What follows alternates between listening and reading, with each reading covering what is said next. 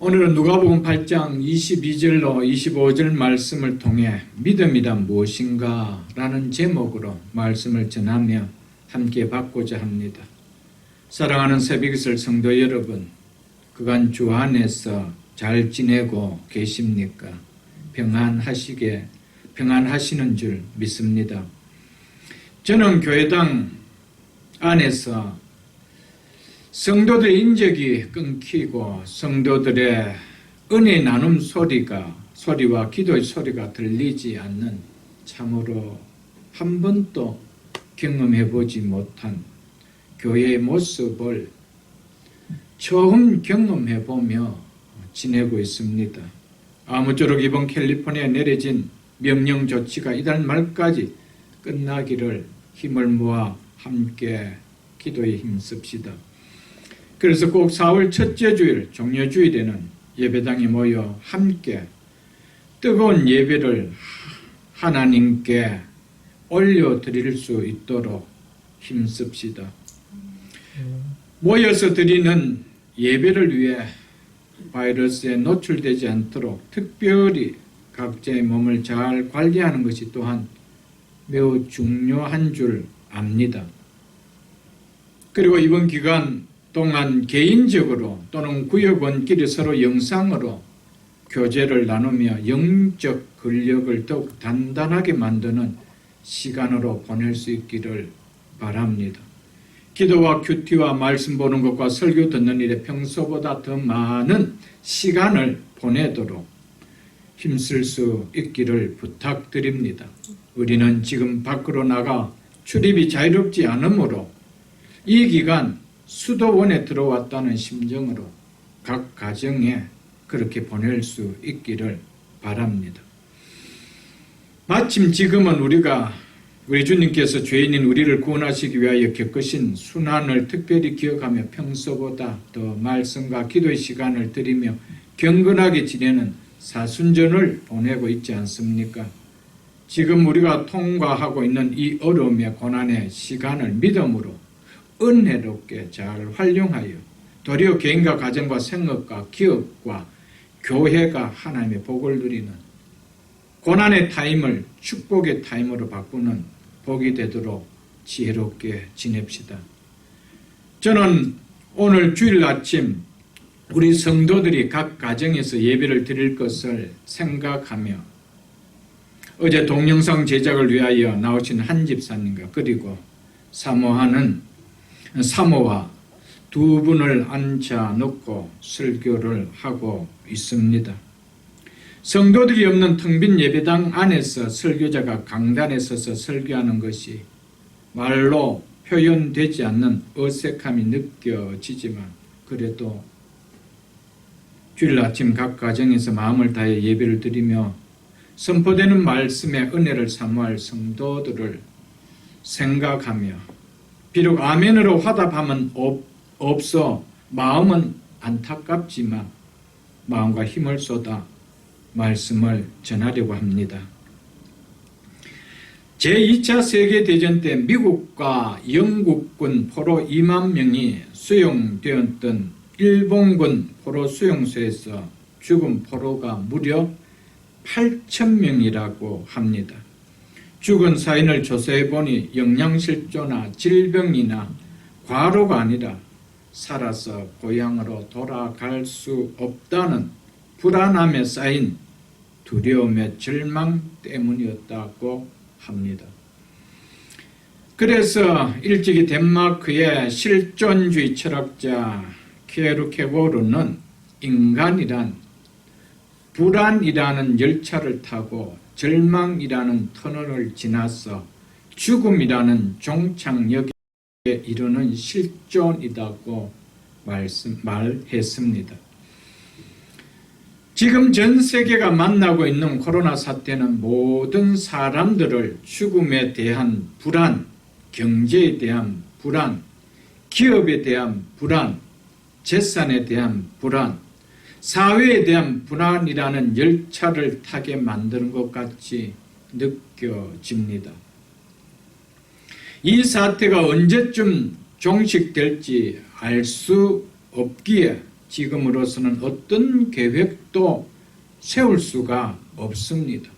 국가도 계획을 세울 수가 없고 기업도 학교도 개인도 개인 비즈니스도 개인도 가정도 교회까지도 앞날에 어떤 계획을 세워야 할지 알 수가 없습니다.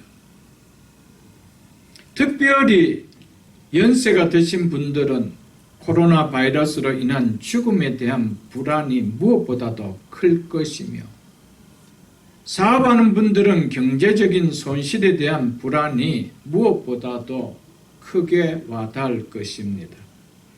나라들은 사회적 불안으로 인해 국력에 큰 해를 끼치는 더 큰 손실이 생기지 않을까 몹시 불안해할 것입니다.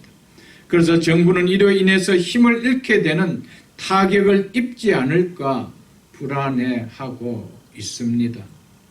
개인들은 혹 내가, 내 가족이, 또 내 비즈니스에 일하는 사람들 중에 혹 이 바이러스에 걸리지는 않을까 불안이 무엇보다도 클 것입니다. 그래서 사람들과 만나는 것조차 조심되어지고 있지 않습니까? 불안의 열차가 오래 달리면 달릴수록 두려움은 더욱 커질 것이며 이로 인해 절망하는 모습을 보이는 곳이 개인이 되었든 기업이 되었든 국가가 되었든 속속히 나타나게 되어질 것입니다. 오늘 본문은 우리를 불안케 하는 상황은 예수님과 함께하는 예수님을 믿는 그리스도인들에게도 나타나는 것임을 보여주고 있습니다. 그렇지만 믿는 그리스도인들은 불안케 하는 문제를 만나지만 결코 그 속에 빠지는 자가 될 수가 없다라는 것이 오늘 본문을 통하여 우리에게 주시는 메시지입니다. 오늘 본문 22절과 23절을 보겠습니다. 하루는 예수께서 제자들과 함께 배에 오르사 그들에게 이르시되 호수 저편으로 건너가자 하시며 이에 떠나 행선할 때에 예수께서 잠이 드셨더니 마침 광풍이 호수로 내리치매 배에 물이 가득하게 되어 위태한지라. 호수 저편으로, 이곳은 거라사인 지방을 이야기합니다. 거라사인 지방으로 건너가자 하시며 이에 떠나 행선할 때에 예수님은 또 다른 지역에 복음을 전해야 할 사람이 있기에 제자들과 함께 배를 타고 호수 저편 거라사인 지방으로 가십니다. 예수님께서는 계속 복음을 전하는 일로 인해 몹시 몸이 피곤하셨는지 배에 타신 채로 깊은 잠에 드셨습니다. 떠나가고자 하는 목적지를 향해 행선하는데 잠잠하던 호수에 갑자기 큰 광풍이 불어닥쳐 풍랑을 제자들이 만나게 됩니다. 그래서 배에 물이 가득하게 되어 위태한지라라고 말하고 있습니다. 제자들이 이런 위태한 상황에 놓여 있다라고 성경은 기록하고 있습니다. 우리가 2020년 한 해를 시작하며 한 해의 끝을 향해 항해를 출발하였는데 오늘 말씀과 같이 이에 떠나 행선할 때에 행선한 지 불과 2달도 되지 않아 이렇게 큰 광풍을 만날 것이라고 누구가 예상이나 했겠습니까? 국가도 사회도 가정도 기업도 일터도 교회까지 코로나 바이러스라는 이 무서운 큰 광풍을 만날 것이라고 누가 예상이나 하고 항해를 했겠습니까? 2020년 출발한 지 한 달 조금 넘어서 이렇게 우리에게 큰 광풍이 되어서 우리가 만나게 될 줄 아무도 예상하지 못했을 것입니다. 우리가 장차 최종 도착해야 할 목적지 천국에 이를 때까지 우리는 이 세상의 항해는 계속 되어집니다. 그때까지 우리에게는 우리를 힘들게 하는, 우리를 위협하는 크고 작은 광풍들을 항해 가운데 계속 만나게 될 것입니다. 2020년 한 번만 있어지는 것이 아니고 우리 남은 인생 가운데 우리는 이런 광풍들을, 크고 작은 광풍들을 수없이 또한 만나게 될 것입니다. 그때 믿는 우리는 어떻게 할 것인가? 오늘 본문을 통하여 받는 은혜가 될 수 있기를 축복합니다. 광풍이 호수로 내리침에 배에 물이 가득하게 되어 위태한지라. 그런데 호수 저편으로 건너가자라고 말씀하신 분이 누구십니까? 주님이십니다. 제자들은 주님의 말씀에 순종하여 항해할 뿐입니다. 그리고 그 배에는 말씀하신 주님이 함께 타고 계신다는 사실입니다. 이것은 주님의 말씀에 순종하여 가는 길에도, 주님이 함께 동행하는 길에도 원치 않는 풍랑을 만날 수 있음을 성경은 보여주고 있는 것입니다. 주님의 말씀을 거역하여서가 아니라, 주님을 떠나서가 아니라, 말씀에 순종을 보이는 길에도, 주님과 동행함을 보이는 길에도 이런 상황을 만나게 되는 것은 징계의 매가 아니라 우리의 믿음을 더욱 견고하게 하기 위하여 훈련을 겪게 하시는 것이라는 사실입니다. 때로는 자신의 믿음이 어떠한 상태인지를 점검하여 깨닫게 하기 위하여 테스트장으로 넣으시기도 한다는 사실입니다. 오늘 본문에서 제자들이 만난 폭풍은 전자와 후자 모두를 포함하는 내용이지만 그래도 후자 쪽이 훨씬 더 큰 비중을 다루고 있는 말씀입니다.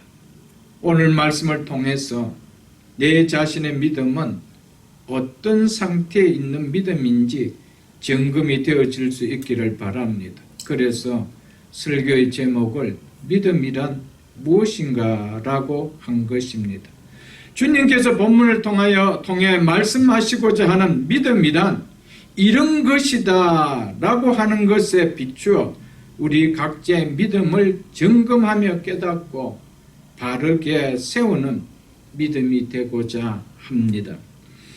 24절에 보면은 제자들이 나와 깨워 이르되 주여 주여 우리가 죽겠나이다 한데 예수께서 잠을 깨사 바람과 물결을 꾸짖으시니 이에 그쳐 잔잔하였더라. 광풍으로 인해 배에 물이 가득하게 되어 생명이 유태롭다는 생각이 들자 제자들은 주여 주여 우리가 죽을 것 같습니다 라며 주무시고 계시는 주님을 깨우고 있습니다. 제자들이 자신들이 죽게 되었다라며 몹시 두려움 가운데 주님을 깨운 것에서 우리들은 왜 제자들이 죽게 되었다라고 할 만큼 두려움에 빠진 두 가지 이유가 있음을 우리는 볼 수 있을 것입니다. 첫째는 예수님이 함께 하고 계심에도 예수님은 눈에 들어오지 않고 광풍과 배 안으로 차고 오르는 물만 그들의 눈에 들어왔기 때문에 제자들은 죽게 되었다라고 두려움에 빠졌다는 것이죠. 예수님이 함께하고 계심에도 예수님을 바라보지 못하고 자신들을 두렵게 하는 광풍과 폭풍만 바라보았기 때문에 그들은 죽게 되었다라고 두려움을 호소했던 것이었습니다. 두렵게 하는 상황과 환경만 크게 보이면 주님이 옆에 계심에도, 주님이 우리와 함께 하심에도 두려워하지 말라, 내가 너와 함께 함이라고 말씀을 주셨음에도 함께 하시는 주님은 눈에 들어오지 않고 약속으로 주신 말씀은 들리지 않는다는 사실입니다.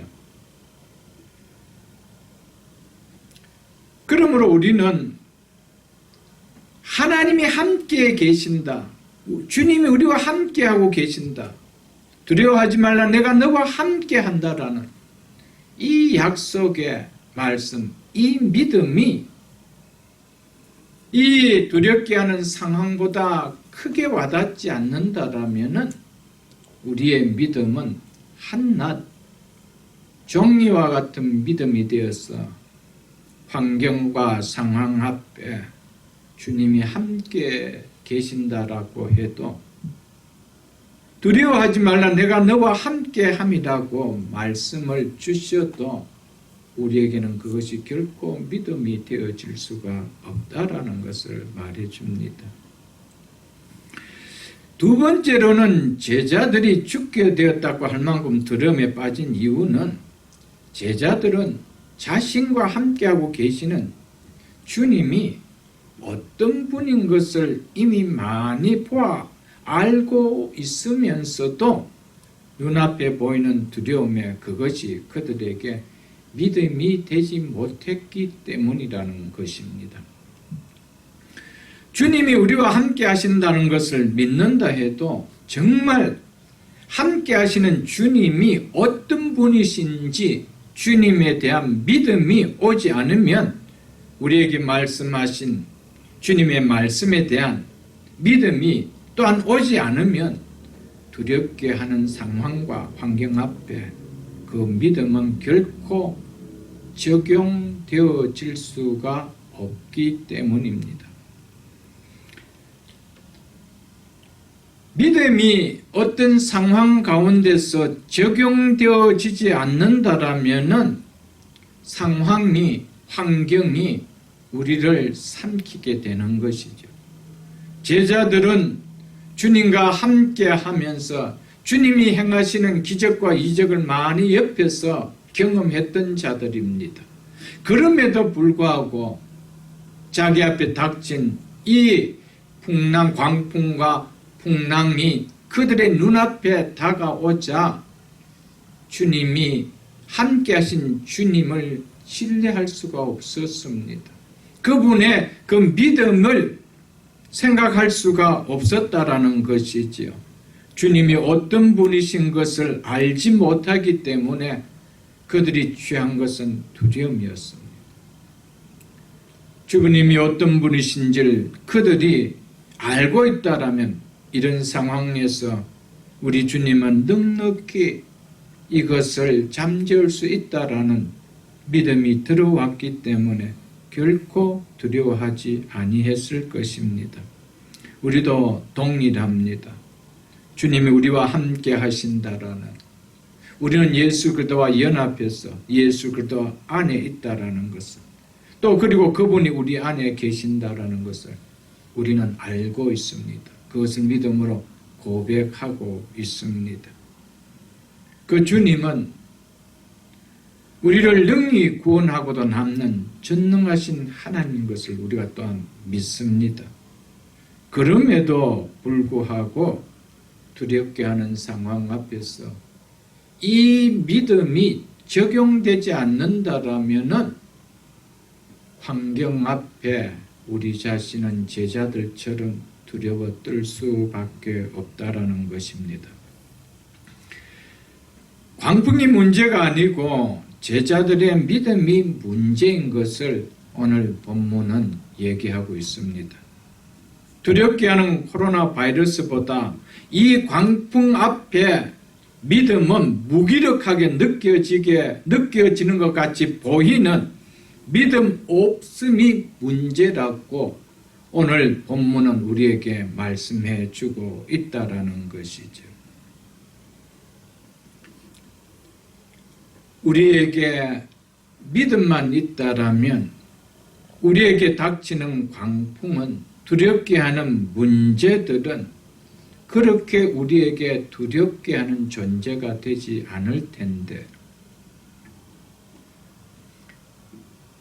광풍 앞에 우리가 믿는다라고 하는, 우리가 말씀을 통하여 알고 있다라는 이 믿음이 무기력하게 보이는 것은 우리가 알고 있는 믿음이 그것에 적용시킬 수 있는 믿음으로 화하지 못하기 때문에 그렇다는 것이죠. 이 상황에서 주님이 보여주신 모습이 무엇인지 보겠습니다. 바람과 물결을 꾸짖으셨다라고 하죠. 이에 광풍이 그치고 풍랑이 잔잔하게 되었다라고 하고 있습니다. 이분이 우리 주님이라고 말씀하십니다.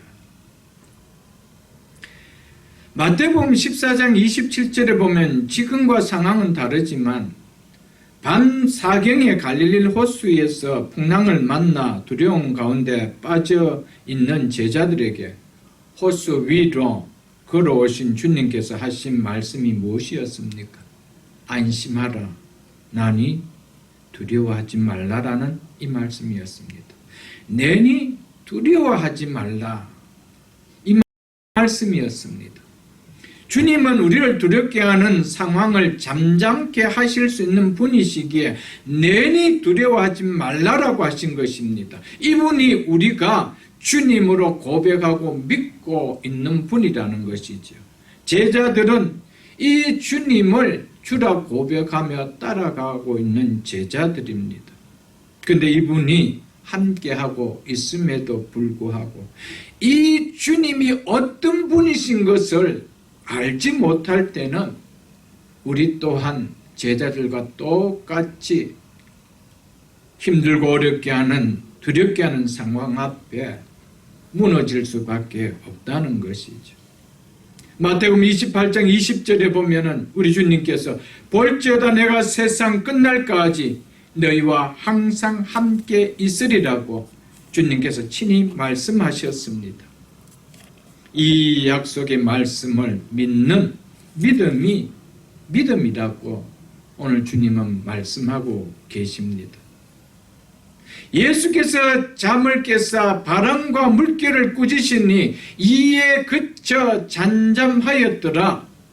이렇게 하시는 능력의 주님이 세상 끝날까지 내가 너와 함께 하신다라고 말씀하셨음에도 불구하고, 내가 너와 함께 하시겠다고 말씀하심에도 불구하고 주님이 우리와 함께하고 나와 함께하는 임마누엘의 신앙을 나는 믿습니다, 고백합니다 라고 하면서도 두렵게 하는 상황 앞에서는 제자들처럼 여지없이 죽게 되었사오니 라고 고백할 수밖에 없는 것이죠.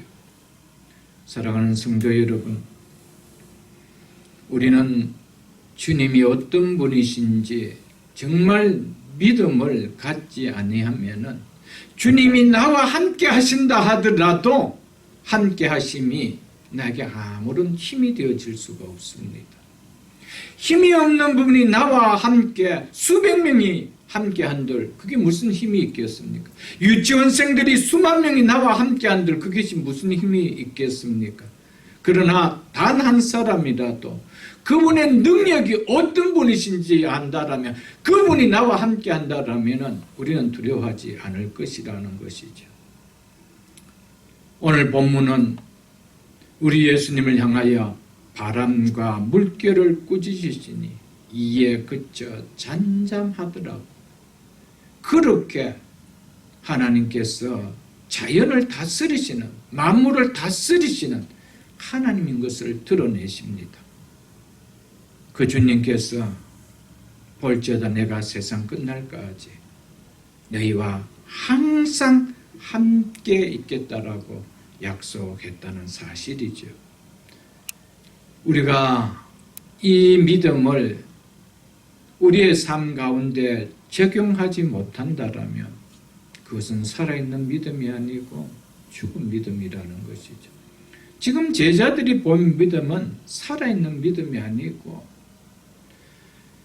두렵게 하는 상황 앞에 두려워 떨고 있는 믿음이 전혀 힘을 쓰지 못하는 모습을 드러내고 있다는 사실입니다. 우리가 어제 새벽 기도 때 본 말씀이지만은 이사야서 41장 10절에 보면 두려워하지 말라. 두려워하지 말라. 왜 이야기를 하십니까? 두려워하는 상황에 놓여 있기 때문에 하는 거예요. 그리고 그 상황 앞에 지금 두려워하고 있기 때문에 하시는 말씀입니다. 하나님 백성에게 우리 하나님은 두렵게 하는 상황 앞에서도 두려워하지 말라라고 이야기합니다. 그런데 제자들은 크게 두려워했습니다. 두려워하지 말라. 내가 너와 함께합니다. 우리는 이 사실을 믿어야 됩니다. 우리 주님이 어떤 분이십니까? 바람과 물을 꾸짖으시니 이에 그쳐 잔잔하여졌더라 라고 하시는 능력의 주님이십니다. 그분이 두려워하지 말라. 내가 너와 함께함이라고 말씀하십니다. 그러면서 이어서 놀라지 말라. 나는 너의 하나님이 됨이라.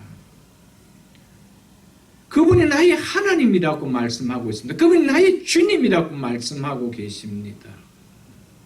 하나님은 당신의 백성을, 택한 당신의 백성을 끝까지 책임져 주십니다.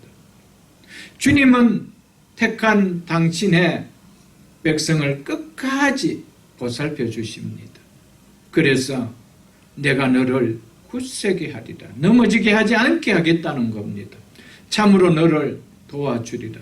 참으로 나의 의로운 오른손으로 너를 붙들리라. 누가요?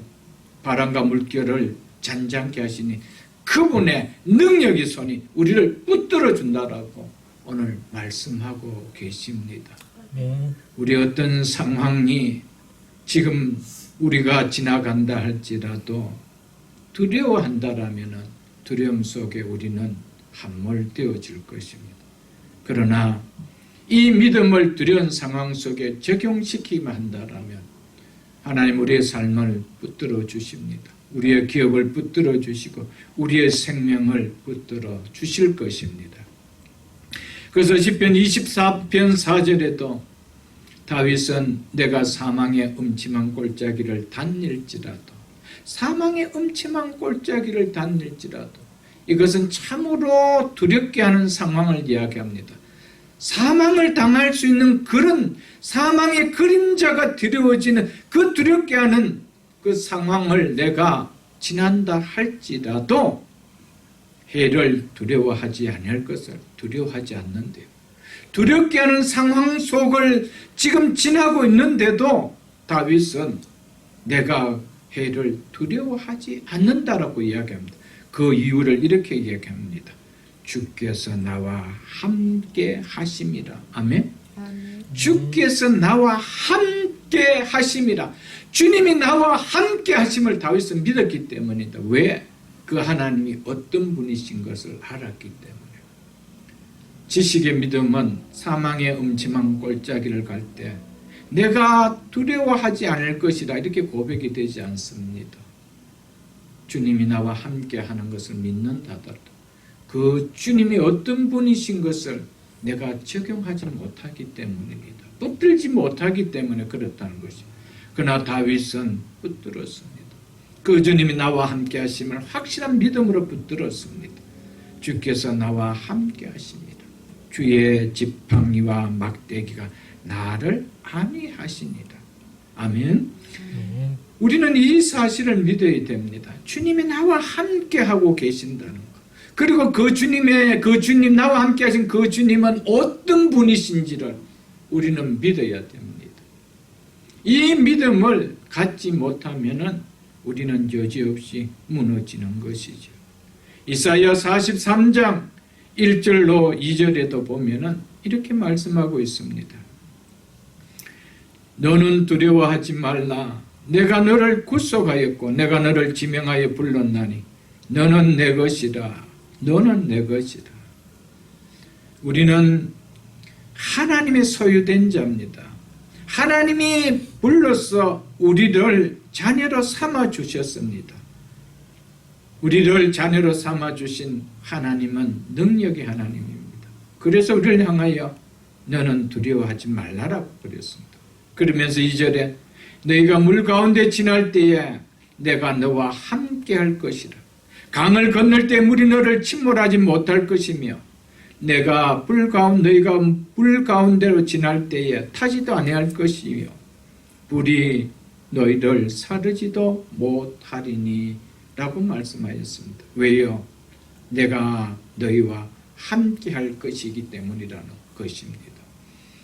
이 정도로 하나님은 우리와 함께 하고 있다는 이 사실에 대해서 조금 더 이 사실을 믿음으로 받는다면 두려워해서는 안 된다라고 말씀하고 있습니다. 분명히 제자들은 풍랑을 만난 배 안에 이 능력의 예수님이 함께 하심을 알았습니다. 그럼에도 왜 그리 두려워했습니까? 주님에 대한 능력을 믿지 못했기 때문이었습니다. 이분이 어떤 분인지 잊어버린 거예요. 두려움 앞에서 예수님께서 행하신 모든 이적과 능력이 다 사라져버린 것입니다. 그러니까 죽게 되었다라고 고백하는 것이죠. 진짜의 믿음은 우리를 두렵게 상황 가운데서 내가 믿는 예수님이, 내가 믿는 하나님이 어떤 하나님으로 믿고 있는지 우리는 여지없이 우리의 믿음을 증명하게 되어질 것입니다.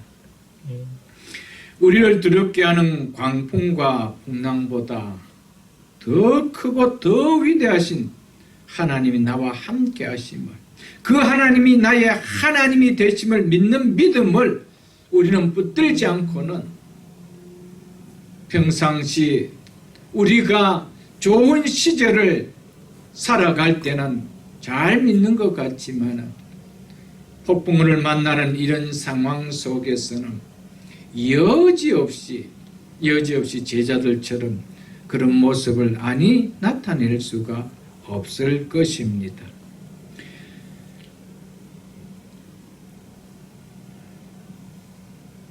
사랑하는 성도 여러분, 하나님 나와 함께 하심을 모르는 믿음도, 그리고 하나님이 나와 함께 하심을 안다 해도, 믿는다 해도 상황에, 우리를 두렵게 하는 상황에 그 믿음을 적용시키지 못한다면 두려움에 빠지기는 마찬가지라는 것입니다.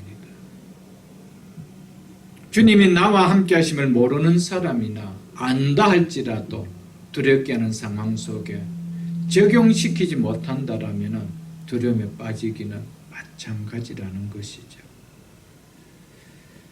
25절을 보겠습니다. 제자들에게 이르시되 너희 믿음이 어디 있느냐 하시니 그들이 두려워하고 놀랍게 여겨 서로 말하되 그가 누구에게 바람과 물을 명하여 순종하는가 하더라. 병명구절인 마가복음 4장 40절에 보면은 어찌하여 이렇게 무서워하느냐, 너희가 어찌 믿음이 없느냐라고 말씀하고 있습니다. 예수님께서는 자신이 제자들과 함께 배에 있음에도 풍랑으로 인해 제자들이 동요와 공포와 놀란 상태에 있는 것을 보시고 그들의 믿음 없음을 책망하십니다. 이 말씀을 통하여 우리에게 주시고자 하는 주님의 메시지가 무엇이라고 여겨집니까? 그리스도와 연합된 그리스도인은 어떤 위기처럼 보이는 상황에서도 제자들이 보인 모습처럼 동요되어서 안 된다라는 것을 보여주시기 위해서 이 말씀을 기록해 놓았다는 것입니다. 그리스도인은 어떤 상황으로 인하여 믿지 않는 세상 사람들처럼 어찌할 바를 몰라하며 이성을 잃는 자처럼 공포 속에 동요하는 모습을 보여서는 안 된다는 것입니다. 이 모습은 능크리스찬이 공경에 처할 때 보이는 전형적인 반응이지 크리스찬이 보이는 반응이 아니라는 것을 성경은 말씀해 주고 있는 것입니다. 그리스도께서 함께함을 믿는 그리스도인은, 그리스도와 연합됨을 믿는 그리스도인은 믿지 않는 사람과 존재 면에서 확연하게 다른 자라는 것이죠. 그러므로 살아가는 삶도 그들과는 다른 모습을 보여야 한다는 것이 주님이 주시는 메시지입니다. 똑같은 두렵게 하는 상황 속에서 똑같이 취하는 모습이라면 그리스도와 함께함을 믿는 그리스도인이, 그리스도와 연합되었음을 믿는 그리스도인이 벌써 존재면에서 확연하게 능크리스찬과 다른 우리가 다른 모습이 뭐가 있느냐는 것이죠. 없다라는 겁니다. 그래서 빌립보서 4장에서 바울은 이렇게 이야기하고 있습니다. 323쪽입니다. 빌립보서 4장 11절로 13절을 보겠습니다. 내가 궁핍함으로 말하는 것이 아니다. 어떠한 형편이든지 나는 자족하기를 배웠노니 나는 비천에 처할 줄도 알고 풍부에 처할 줄도 알아. 모든 일 곧 배부름과 배고픔과 풍부와 궁핍에도 처할 줄 아는 일체의 비결을 배웠노라. 내게 능력 주신 자 안에서 내가 모든 것을 할 수 있느니라. 아멘. 내게 능력 주신 자 안에서 비천한 가운데서도 조금도 동요되지 않은 것을 내가 뭐 할 수 있다? 할 수 있다라는 겁니다. 이것이 그리스도와 함께하는 그리스도인, 그리스도와 연합됨을 믿는 그리스도인이 취하는 모습이라는 것이지. 지금 우리에게 나타나고 있는 이런 코로나 사태로 인해서 많은 사람들은 두려워하고 있습니다. 불안해하고 있습니다. 그래서 할 수만 있으면 달러를 모으려고 합니다. 그래서 저금해놨던 적금도 현금으로 찾아서 손에 넣으려고 하고 있습니다. 한국에서는 달러를 살려고 애를 쓰고 있습니다. 한국뿐만 아니겠죠. 어느 나라든지. 그러나 크리스찬들은 달러야 한다라고 생각되어집니다. 우리는 어떤 상황 속에서도 그들과 다르다라는 모습을 드러낼 줄 알아야 됩니다. 그들이 동요할 때 우리도 똑같이 동요하는 자가 아니라는 것입니다. 우리는 비천에 처할 줄도 알고 풍부에 처할 줄도 안다는 것입니다. 내게 능력 주신 자 안에서 어떤 상황 속에서도 넉넉히 이겨낼 수 있다라는 것이 크리스찬이라고 바울은 이야기해 주고 있습니다. 빌립보서 4장 11절로 13절 말씀은 내게 능력 주시도 그리스도 안에 있는, 내게 능력 주시는 그리스도 안에 있는 그리스도인이 어떤 모습을 보이는 삶을 살아야 하는 것인가를 우리에게 클리어하게 보여주는 말씀인 것을 우리는 꼭 기억하시고, 그들은 절대로 어떤 형편이든지 자기 감정에 의해서 요동치는 자가 아니라 그리스도 안에서 자존심을 잃지 않는 자인 것을 이야기해 주고 있음을 우리는 기억해야 됩니다. 그렇지 않으면 제자들처럼 물에 빠져 들어갈 것처럼 여겨져서 우리 또한 동일하게 요동칠 것입니다. 얼마나 지금 이런 시대에 크리스찬다운 모습을 세상에 드러내기에 참으로 좋은 시대가 아닌지 우리는 여겨지지 않습니까? 사랑하는 성도 여러분들, 제자들은 왜 물에 빠져들어갈 것 같은 그래서 죽게 될 것 같다라는 이런 아우성을 쳤습니까? 주님이 함께 하심, 또 주님에 대한 그 능력의 신뢰가 사라졌기 때문입니다. 그래서 이런 제자들을 향해서 예수님께서 너희 믿음이 어디 있느냐? 너희 믿음이 어디 있느냐? 이렇게 말씀했습니다. 너희가 어찌 믿음이 있느냐라고 마가복음 4장 40절에서는 그렇게 말씀을 했지요, 여러분들. 제자들에게 이런 상태가 되어진 근본 이유는 주님에 대한 신뢰가, 주님에 대한 믿음이 결핍되어졌기 때문입니다. 우리의 몸에도 비타민이 결핍된다든지 어떤 비타민 한 성분들이 결핍된다라면 몸에 이상이 오는 것과 똑같이 우리에게 있어서 주님에 대한 신뢰, 주님을 신뢰하는 믿음이 결핍되면 여지없이 우리도 불안케 되는 상황 속에 크리스찬의 모습이 아니라 주님이 나와 함께 하심을 드러내는 모습이 아니라 넌 크리스찬과 다를 바가 하나도 없는 모습을 취한다라는 사실입니다. 그래서 이것이 그들이 문제였기 때문에 예수님은 제자들을 너희 믿음이 어디 있느냐? 너희가 어찌 믿음이 없느냐라고 책망을 하셨던 것이죠. 이 말씀은 너희는 내가 너희와 함께 있음에도 불구하고 이와 같이 느껴진단 말이냐? 너희는 나를 신뢰하고 있지 않구나라는 말씀입니다. 내가 너희와 함께하고 있는데 어떻게 물에 빠져 죽는 것처럼 그렇게 호들갑을 떨고 있느냐? 이것은 너희가 나를 신뢰하고 있지 않음을 드러내는 것이라고 한 말씀이 너희 믿음이 어디 있느냐라는 것입니다.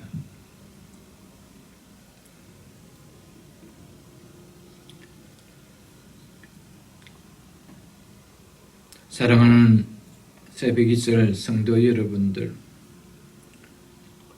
우리에게는 주님에 대한 신뢰와 주님께서 우리를 돌보심에 대한 이 믿음이 결핍되어 있지 않는지 돌아볼 수 있기를 바랍니다. 우리는 이 코로나 사태를 보내고 있으면서 우리는 어떤 모습들을 취하고 있는지 돌아볼 수 있기를 바랍니다. 우리의 모습을 볼 때 우리 주님께서 우리를 향하여 동일하게 너의 믿음이 어디 있느냐? 너가 어찌 믿음이 없느냐? 이렇게 책망하지 않을지 돌아볼 수 있기를 바랍니다. 성도는 어떤 환경 하에서도 자신이 동요되거나 불안해지도록 허용해서는 안 된다는 것입니다.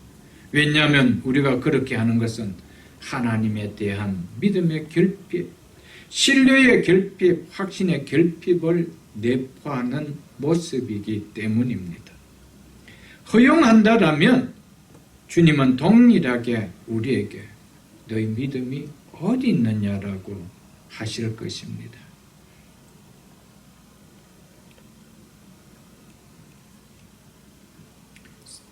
우리 주님께서 제자들에게 너희 믿음이 어디 있느냐 이렇게 말씀하시면 그들에게 믿음이 없다.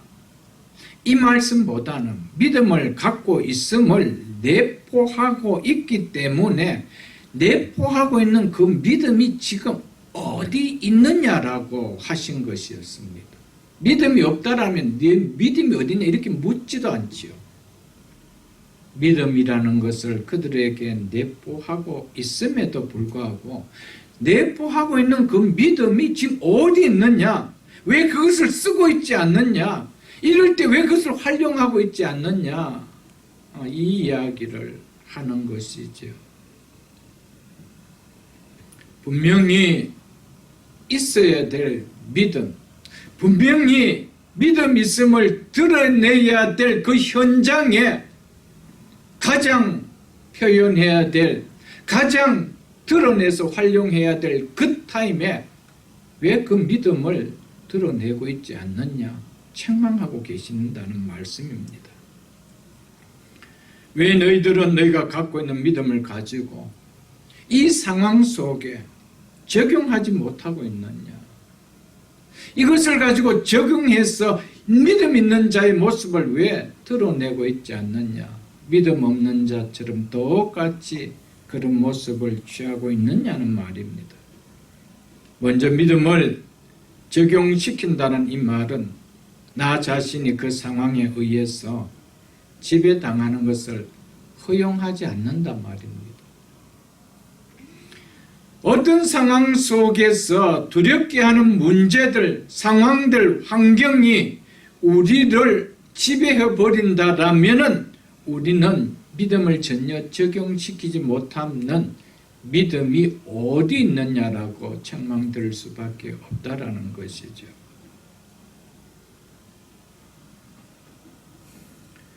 오늘과 같은 눈만 뜨면은 두렵게 하는 뉴스들, 불안하게 하는 뉴스들이 온 세상을 덮고 있습니다. 만일 거기에 우리가 지배당하는 모습을 우리도 동일하게 보인다라면은 너희 믿음이 어디 있느냐라고 하실 것입니다. 이러다가 사업이 망하지 않을까? 이러다가 어떤 일이 생기지 않을까? 이러다가 우리에게 무슨 일이 일어나지 않을까? 라는 불안한 마음을 갖고 있다라면 이미 우리는 그 상황에 지배를 당한다는 것이죠. 믿음은 불안케 하는 공포에 지배당하지 않도록 거부 반응을 일으키는 것이 믿음이라는 것이죠. 거부당하는 그 거부의 반응을 보이지 않았기 때문에 예수님께서는 제자들에게 너희 믿음이 어디 있느냐라고 이야기했습니다. 왜? 제자들은 두렵게 하는 상황 속에 그들이 함몰되었기 때문에 그렇다는 사실이죠.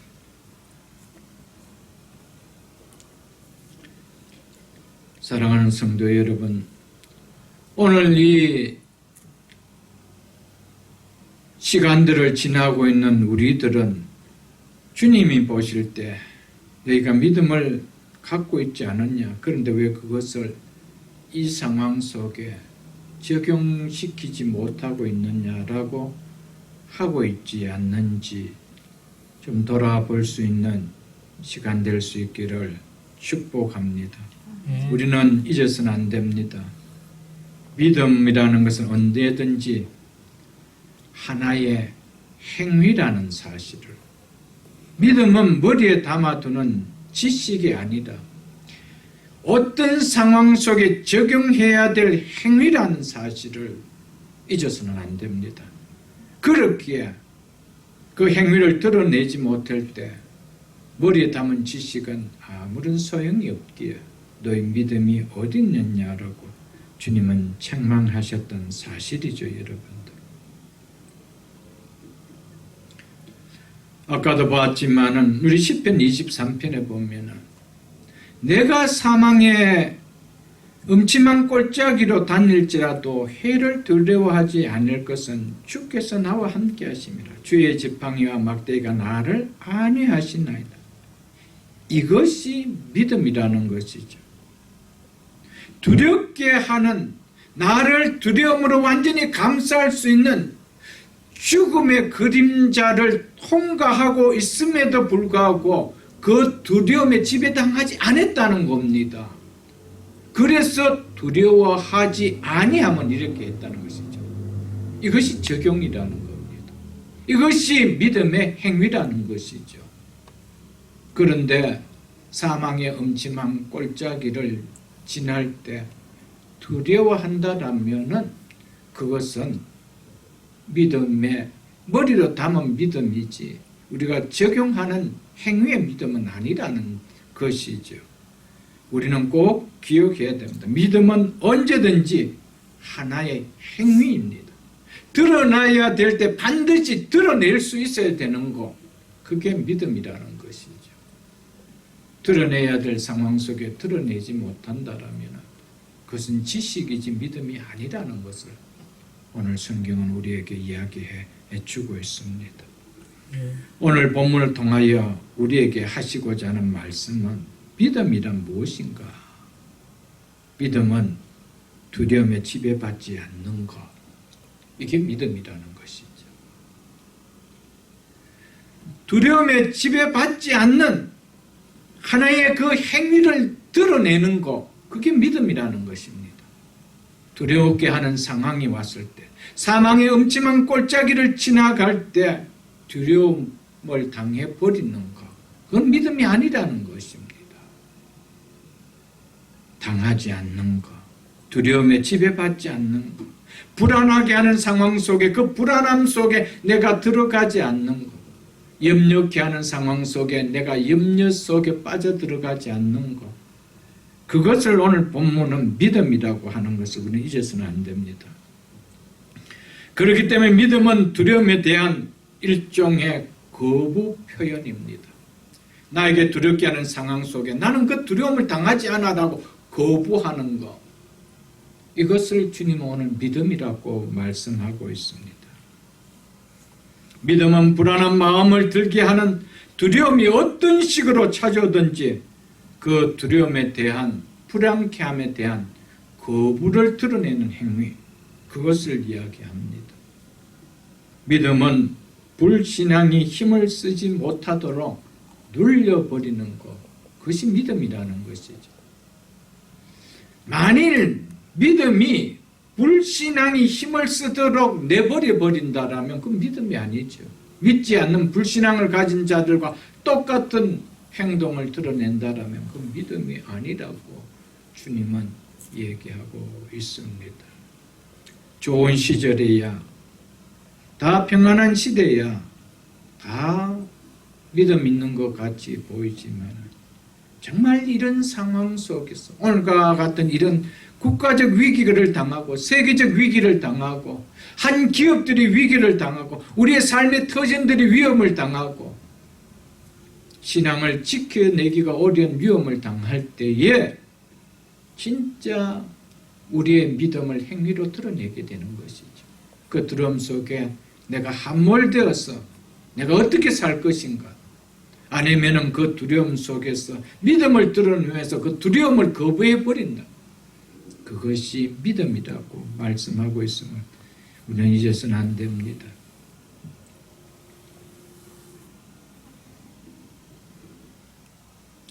사랑하는 성도 여러분, 믿음은 내가 지배당할 수 있는 상황이라 할지라도 이 상황에 지배당하지 않을 것을 선포합니다. 왜? 하나님이 나와 함께 하시기 때문에. 내가 사망의 음침한 골짜기를 다닐지라도 해를 두려워하지 않을 것은 주께서 나와 함께 하시기 때문이라는 것. 이것이 믿음이라는 것입니다. 얼마든지 지배당할 수 있는 상황입니다. 그런데 이 상황 속에서 내가 지배당하지 않을 것을 선포합니다. 왜냐하면 주께서 나와 함께 하시기 때문에. 그 주님이 어떤 분이신지, 그 하나님이 어떤 하나님이신지를 안다라면 우리는 믿음을 드러낼 것입니다. 믿음은 하나님을 믿는 믿음 때문에 자신을 흔들게 만들지 않고 굳게 서도록 만들어줍니다. 내가 무엇을 알고 있으면 무엇을 믿고 있는가를 자신에게 상기시키지 못한다라면 두려움 앞에 지배를 당하는 것이죠. 우리는 다 믿고 있습니다.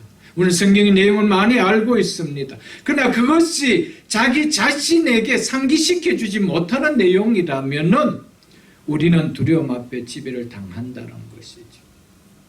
하나님이 어떤 하나님인 것이 우리는 적용시켜야 됩니다. 내가 알고 있는 하나님이 어떤 하나님이고 내가 알고 있는 말씀이 어떤 말씀인 것인지 내 삶 속에 상기시켜서 적용하지 못한다면 우리는 넘어질 수밖에 없다라는 것이죠. 적용시키지 못하는 믿음은 죽은 믿음입니다. 이것은 아무런 힘을 갖지 못한다는 것이죠. 제자들은 두려움에 지배를 당하는 모습을 보이게 된 것은 바로 알고 있고 믿고 있는 것을 실제 상황 속에서 적용하지 않는 믿음이기 때문입니다. 아무리 이론적으로 우리가 총을 어떻게 쏴야 되고 어떤 자세로 우리가 조준해야 되고 아무리 이론적으로 배우고 연습을 한다 할지라도 실전에 왔을 때 방아쇠를 당기지 않는다라면 배운 대로 조준해서 쏘지 않는다라면 아무런 의미가 없는 거예요. 적용하지 못하는 것은. 똑같은 이야기를 오늘 주님은 하고 계십니다. 이 는 우리 주님이 함께 하고 있는데 그래서 우리가 결코 물에 빠지지 않는다. 우리 주님이 어떤 분이시는 것을 우리가 알고 있지 않느냐. 그 주님이 지금 우리와 함께 하고 있지 않느냐. 그렇게 광풍도 풍랑도 우리를 결코 삼킬 수 없다라는 이 믿음을 선포해야 되는데 이 믿음을 내 삶 속에 적용해야 되는데 적용하지 못하기 때문에 두려운 현실 앞에 똑같이 믿지 않는 자처럼 떠는 것이죠.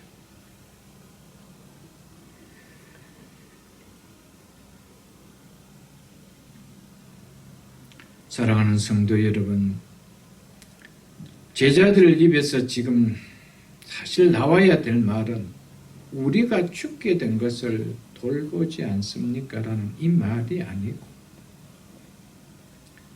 지금 광풍과 풍랑으로 배에 물이 들어옴에도 불구하고 이것이 나와 무슨 관계가 있느냐. 나의 목자 되신 주님이 지금 나와 함께 있음에 그래서 우리의 배너에 있는 말씀처럼 여호와는 나의 목자시니 내게 부족함이 없으리로다. 이것이 정말 적용되어야 됩니다. 우리가 코로나 사태로 인하여 이 시대를 지나지만은 여호와는 나의 목자이기 때문에 부족함이 없다라는 거예요. 우리가 부족함을 느끼기 때문에 불안해하는 거예요. 우리는 이 사실을 말씀 앞에서 고백해야 됩니다. 그렇기에 부족함이 없기에 내가 사망의 엄침한 골짜기로 다닐지라도 나의 목자 되신 그분이 나와 함께 하시기에 나는 두렵지 않다라는 것이죠.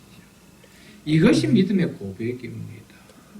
이 고백을 우리가 담대하게 선포해야 되죠. 이것이 전능하신 하나님을 믿는 신앙이요. 그도 안에 있음을 믿는 믿음이요. 이것이 믿음을 적용하는 믿음의 역사요. 산 믿음을 드러내는 행위입니다. 여러분. 죽은 것은 의미가 없습니다. 죽은 짐승 의미 없습니다. 죽은 식물 의미 없습니다. 죽은 믿음 의미 없습니다. 모든 것은 살아있을 때 의미가 있죠. 특별히 믿음은 살아있는 믿음이 아니라면 의미가 없어진다는 것이죠.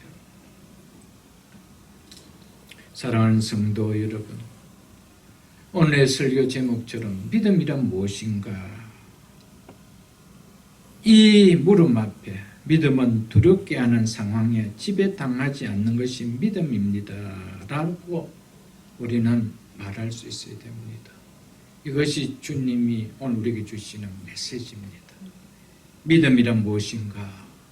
이 물음 앞에 믿음은 두렵게 하는 상황에 주님이 나와 함께 하신다는 믿음을 적용시키는 것입니다. 라는 것이 주님이 오늘 본문을 통해 우리에게 주신 메시지라는 것이죠. 믿는다고 하는데, 믿는 사람이라고 하는데 이것을 나타내지 못하고 이 믿음을 적용시킴을 드러내지 못하기 때문에 두렵게 하는 어떤 상황을 만나면 어쩌면 먼저 안 믿는 자보다도 요동하게 되고 불안해하는 모습을 우리가 갖지 않는가 돌아볼 수 있어야 됩니다.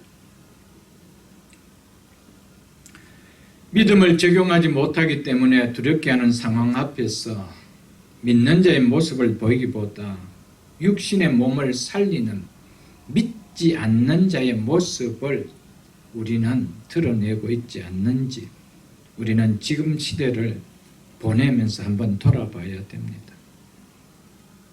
여러분과 저는 믿음을 적용하는 신앙을 드러내지 못하면 우리 역시 오늘과 같은 우리의 모든 상황, 불안하게 만든 두려움에 사로잡혀서 똑같이 동요하고 요동치고 불안해할 것입니다. 우리가 진정 두려워해야 될 것은 우리 앞에 불고 있는 광풍이나 풍랑이 아니다. 코로나 바이러스가 아니라 주님이 나와 함께 하심을 믿는 믿음을 적용시키지 못한 믿음 없음임을 우리는 깨달아야 됩니다. 이것이 우리의 문제지.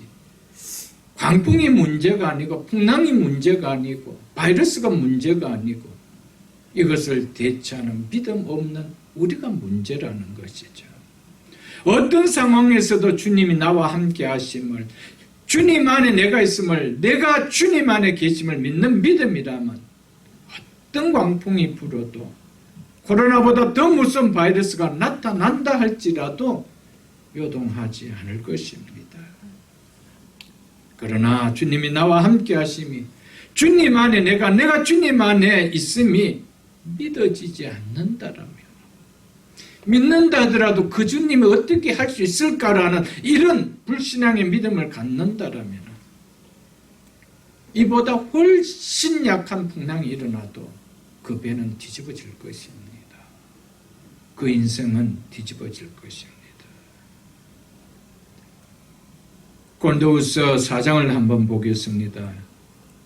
290쪽입니다. 고린도후서 4장 8절로 9절.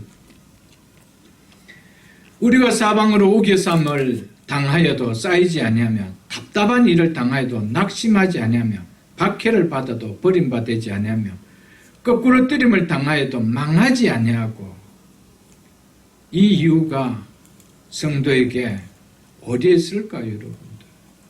어째서 사방으로 우겨쌈을 당하여도 쌓이지 않고 답답한 일을 당하여도 낙심치 아니하고 거꾸로 뜨림을 당하여도 망하지 않는 이 이유가 성도에게 어디에 있다는 것입니까? 하나님이 우리를 고아와 같이 버려두지 않고 세상 끝날까지 우리와 함께 하신다는 이 믿음을 붙들기 때문입니다. 이 믿음을 붙들지 못하고 이 성경, 이 말씀을 그냥 지식으로만 듣는다라면 사방에 우겨쌈을 당할 때 당하는 폼만 잡아도 넘어지는 거예요. 거꾸림을 당하는 모양만 갖추어도 그냥 내가 스스로 망해버리는 거예요. 답답한 일이 다가오면 내가 먼저 숨을 거두게 되는 것이죠. 하나님이 우리 주님이 우리를 고아와 같이 버려두지 아니하고 내가 세상 끝날 때까지 너희와 항상 함께하리라. 이것을 붙드는 믿음 때문에 우리는 결코 우겨쌈을 당하여도 쌓이지 않고 답답한 일을 만난다 할지라도 낙심하지 아니하고 거꾸로 뜨림을 당한다 해도 결코 망하지 않을 이유가 여기에 있다는 것이죠. 하나님이 작게 여겨질 때 하나님이 무능한 분으로 여겨질 때 내 앞에 놓인 문제는 한없이 크고 엄청나게 강하게 여겨집니다. 반대로 하나님이 크게 보일 때 하나님이 전능하신 분으로 믿어질 때 내 앞에 놓인 문제는 한없이 작게 여겨지고 약하게 보이죠. 사랑하는 성도 여러분, 그러므로 성도는 주님과 함께 하고 있는 제자들과 함께 하고 있는 배에도 풍랑이 일어나고 있다는 사실입니다. 성도는 천성에 갈 때까지 광야의 인생길을 걸어가는 이 바다의 고해의 길을 갈 때 우리에게는 끊임없이 풍랑은 있습니다. 그러나 그래서 주님이 우리를 향하여 두려워하지 말라라는 거예요. 왜? 내가 세상 끝날까지 너희와 함께하기 때문에. 우리는 예수를 믿기 때문에 풍랑이 없어질 거라고 생각한다는, 풍랑이 일어날 때 다 자빠지고 넘어지는 거예요. 똑같이 만난다는 겁니다. 그런데 이길 수 있는 힘은 그 주님이 우리를 붙들어주고 그 주님이 우리의 하나님이 되기 때문에, 이 사실 때문에 그렇다는 것이죠. 그렇기 때문에 성도는 결코 주님이 나와 함께하고 계심을 믿는 믿음이 없다라면 광풍이 부는 바다와 같은 이 세상 끝까지 평화롭게 살아갈 수 없다라는 사실을 기억하십시오, 여러분들.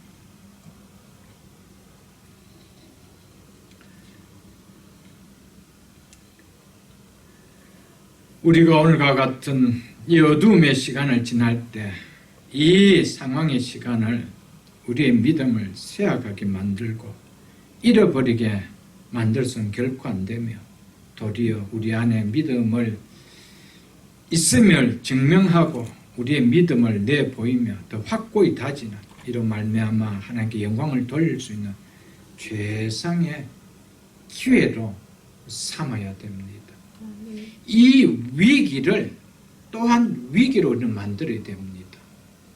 후자의 위기는 위대한 기회를 이야기합니다. 우리가 이 위기를 위대한 하나님께 영광 돌릴 수 있는, 우리의 믿음을 더욱더 굳건하게 다질 수 있는 기회로 삼아야 된다는 사실이죠, 여러분. 네.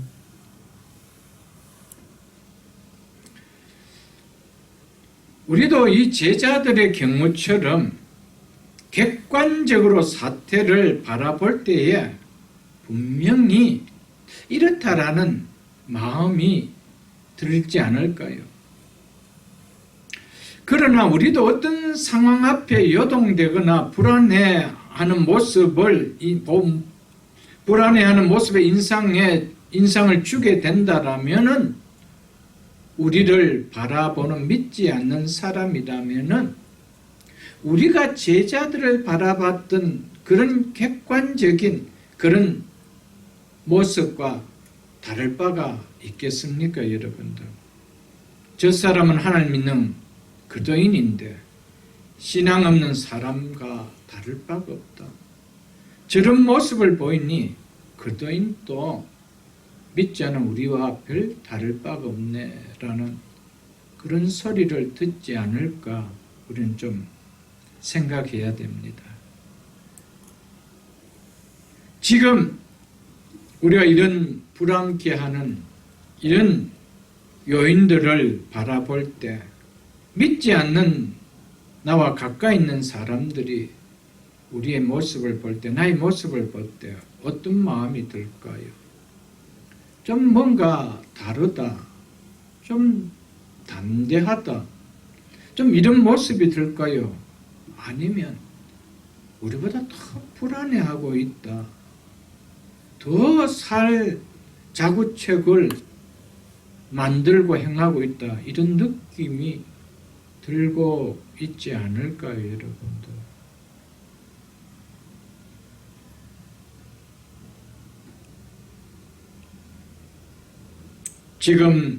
지금의 상황 속에서 우리에게 느끼는 불안이 혹 있다면 무엇 때문인지 한번 생각해 볼 수 있기를 바랍니다.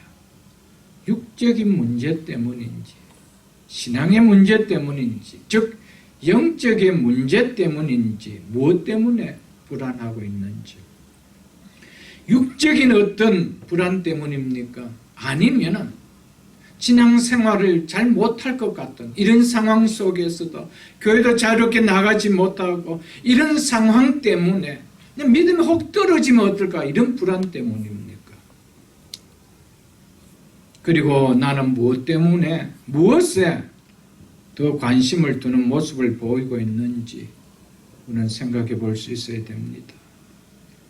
이런 상황을 지나면서 육신적인 것에 더 관심을 두고 있는지, 신앙에 더 관심을 두고 있는지, 오늘 이 상황을 대처하고 있는 나의 모습을 볼 때 나는 영적으로 더욱 살아있는 사람의 모습으로 비춰지는지, 아니면은 육신이 더 살아있는 사람의 모습으로 보여지는지 우리는 점검할 수가 있을 것입니다. 혹 나아가는 것이 막히면 먹을 것과 생활용품이 걱정돼 이른 아침부터 먹을 것과 생활용품을 사기 위해 줄 서는 열심을 보인다면 내 영혼은 살기 위해서 하나님 앞에 어떤 모습을 보였는지, 그동안 한번 어떤 모습을 보이며 살아왔는지 우리는 돌아볼 수 있어야 됩니다. 우리가 단정 육신이 사는 문제 앞에서는 아침 일찍 문을 열기 전에도 나가서 먹을 것을 사고 준비하고 그렇게 힘을 쓰는데, 내 영혼이 사는 문제 앞에서는 하나님 앞에 지금까지 어떻게 살아왔는지, 어떻게 하나님 앞에 예배 자리에 준비하며 그런 열심을 보이며 살아왔는지 한번 돌아보라는 것이죠. 그래서 지금 이 시간을 보내면서 나는 더 육의 사람인지 영의 사람인지 우리가 한번 구분해 보라는 겁니다. 한번 점검해 보라는 것입니다.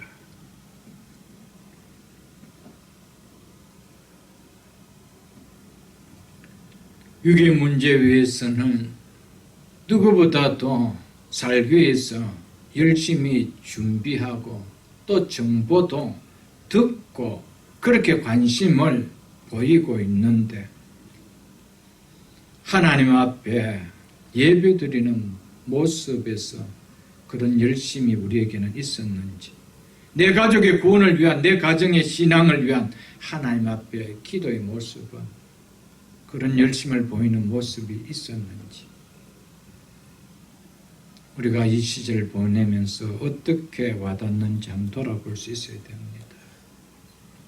육신의 안전을 위해서 관심을 기울이고 신경을 쓰는 데 비해 지금까지 내 영혼의 안전을 위해서는, 내 신앙의 안전을 위해서는 어떤 관심과 신경을 썼는지 돌아보며 회개의 기회로 잡을 수 있어야 합니다.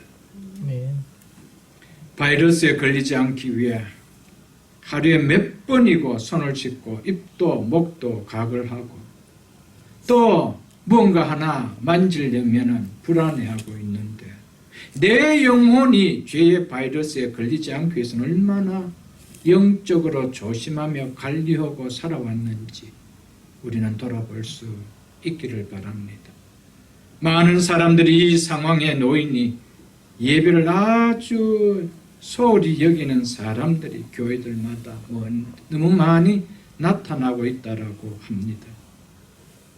그러면서 결국 죽을 자신의 육신을 위해서는 철저하게 돌보고 있다는 것이죠. 우리 모두는 영원한 삶이 결정되는 이 영혼을 위해서 어떻게 돌보고 있는지 이번 기회에 한번 자신을 돌아보는 기회로 삼을 수 있어야 됩니다. 돌아보고 돌이킬 수 있는 기회는 이 땅에서 육신의 몸이 살아있을 때뿐입니다. 육신의 몸이 멈추는 순간 더 이상 돌아볼 기회는 우리에게 주어지지 않습니다. 내 믿음으로 보인 삶으로 내 인생에 이 다음 나의 인생은 결정지어진다는 사실을 잊지 마시기를 바랍니다. 하나님께서 왜 이 시대에 이런 아픔들을 주셨을까? 물론 여러 가지 이유가 있겠지만은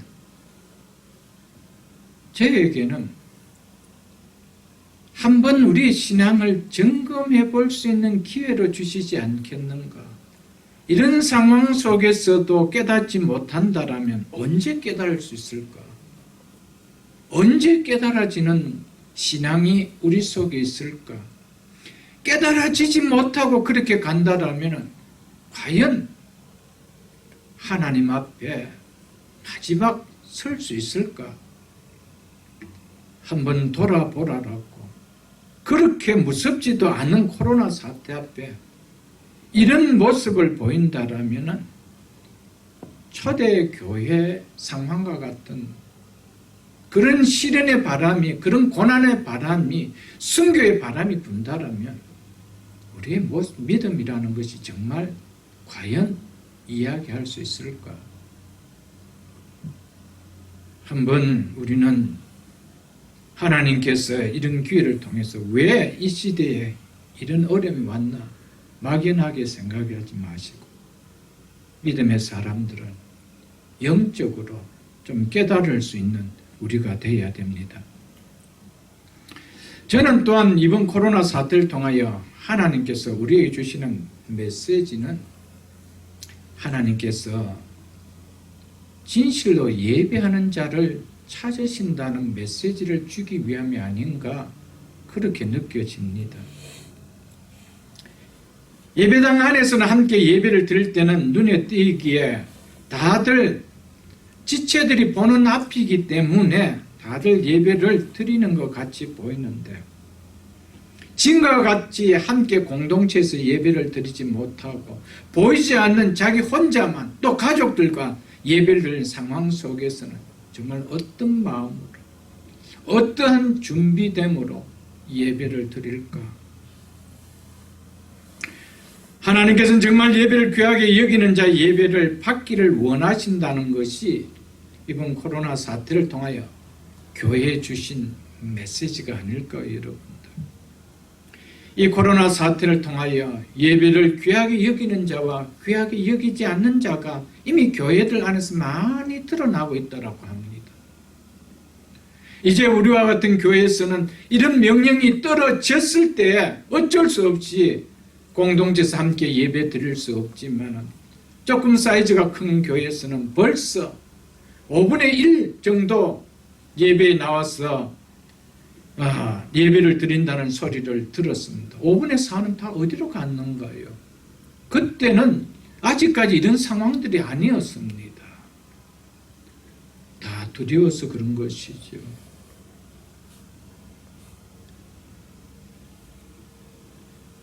사랑하는 성도 여러분, 하나님은 정말 예배를 귀하게 여기는 자의 예배를 받기 원하신다는 것을 이번 이 사태를 통하여 교회에 주시는 메시지입니다. 저는 이것을 확실하게 봅니다. 하나님은 예배하는 자를 찾으신다고 했습니다. 하나님은 아무런 예배를 다 받으시는 것이 아니기 때문이라는 것이죠. 이번 사태가 끝나고 나면은 많은 부분에서 그런 부분들의 선이 좀 끄어질 줄 압니다. 교회들도 또한 예배가 얼마나 귀하다라는 것을, 그래서 예배가 얼마나 귀하다는 사람은 예배에 대한 사모함이 또한 이 모든 것이 풀려질 때 더 뜨거워질 것이고, 여기에서 예배를 드림이 이제 더 이렇게 내려막기로 간 사람들은 이제 예배를 드리는 것이 더 힘들게 느껴질 것입니다. 사랑하는 성도 여러분, 코로나 바이러스로 인해서 이 정도의 예배를 대하는 모습을 마치 우리의 육신의 몸 하나에 이것보다도 마음을 다해 뜻을 다하여 드리지 못한다라면 정말 초대교회 같은 상황이라면 과연 몇 %가 교회에 나와서 예배를 드릴까요, 여러분들? 이번 사태를 통하여 우리의 예배의 그 중심들을 다시 한번 돌아볼 수 있는 좋은 계기가 될 수 있기를 주님의 이름으로 축복합니다. 마지막으로 한 말씀만 보고 말씀을 맺겠습니다. 24절에 보면 제자들이 나와 주님을 깨워 이르되 주여 주여 우리가 죽겠나이다. 주님께서는 제자들에게 믿음의 훈련을 시키고자 호수 건너편으로 가게 하시며 가는 항로에 광풍이 일어나게 하셨습니다. 무슨 훈련일까요? 주님을 깨우는 훈련이었습니다. 두렵게 하는 문제를 만날 때 그 문제를 잠잠케 하는 방법은 주님을 깨우는 것이라는 이 훈련으로 보여집니다. 주님을 깨운다는 것은 주님께 지금 내가 당하고 있는 이 상황을 그대로 알린다는 이 사실입니다. 강구한다는 것이죠. 문제의 해결자는 우리 주님밖에 없음을 알고 주님 앞에 가져오는 이 훈련을 시키는 것이죠. 비록 너희 믿음이 어디 있느냐라고 말을 듣는다 할지라도 겨자씨만한 믿음을 가지고서라도 주님 앞에 나와 주님을 깨워 주여 주여 우리가 죽게 되었다라고 간청을 할 수 있다라면 하나님은 그 믿음을 귀하게 또한 여겨주신다는 겁니다. 그래서 하나님께서는 그 문제를 해결해 주셨다라고 오늘 본문은 우리에게 이야기해 주고 있습니다. 연약하게 보이는 문제, 믿음이라 할지라도 우리의 이 문제를 우리의 힘으로 해결할 수 없는 줄 알고 이 문제를 해결해 주실 분은 주님밖에 없는 줄 알고 주님을 깨우기만 한다라면은 너희 믿음이 어디 있느냐는 연약한 믿음 또한 귀하게 보신다는 것이죠. 결국 깨우지 못하고 그대로 함몰되어 버린다라면 믿음 자체가 없다라는 것이죠. 믿음은 마지막으로 믿음이란 어려움을 당하는 상황에 주님을 깨우는 것이라는 사실입니다. 무엇이 믿음이라고요? 어려운 일을 당할 때 두려운 일을 당하는 상황에 주님을 깨우는 것이라는 사실입니다. 주님만이 지금 우리에게 닥친 상황의 어려움을 잠잠하게 할 수 있습니다. 주님을 깨우는 것만이, 주님께 엎드려 간구하는 것만이 지금 우리에게 닥친 위기를 잠잠하게 할 수 있다는 겁니다. 너희들이 힘들고 어려운 상황을 당할 때 오늘 일을 기억하지 말라라는 겁니다. 예수님은 제자들이 그것을 훈련시키기 위하여 광풍을 만나는 호수로 지나가게 하셨습니다. 나를 깨우라는 거예요. 나를 깨우라는 거예요. 사랑하는 성도 여러분, 우리는 이 땅을 살아가면서 오늘보다 더 큰 어려움도 우리의 상황 속에 혹 만나게 될지 모를 겁니다. 그러나 우리에게 믿음이 있다면 우리는 이 상황 속에 두려움에 끝까지 함몰되는 것이 아니라 이 문제를 해결해 주실 주님이 있는 줄 알고 그 주님을 깨우는 것입니다. 그 주님 앞에 우리의 상황을 간구하는 것이라는 것입니다. 말씀을 맺겠습니다. 믿음이란 무엇인가? 믿음은 주님이 나와 함께 하심을 믿는 것입니다. 두 번째, 믿음은 나와 함께 하시는 주님이 어떤 분이신지 확신하는 것, 그것이 믿음이라는 것입니다. 그리고 세 번째, 믿음은 이 사실을 두렵게 하는 상황이 찾아왔을 때에 적용시키는 것. 그래서 두려움 속에 내가 함몰되는 것, 두려움에 지배받는 것이 아니고 두려움 속에 적용시켜서 두려움을 거부하는 것, 이것을 믿음이라고 합니다. 네 번째, 믿음은 두렵고 어려운 일을 당할 때 그 절망케 하는 문제 앞에 주님을 깨우는 것, 그것이 믿음이라고 말씀합니다.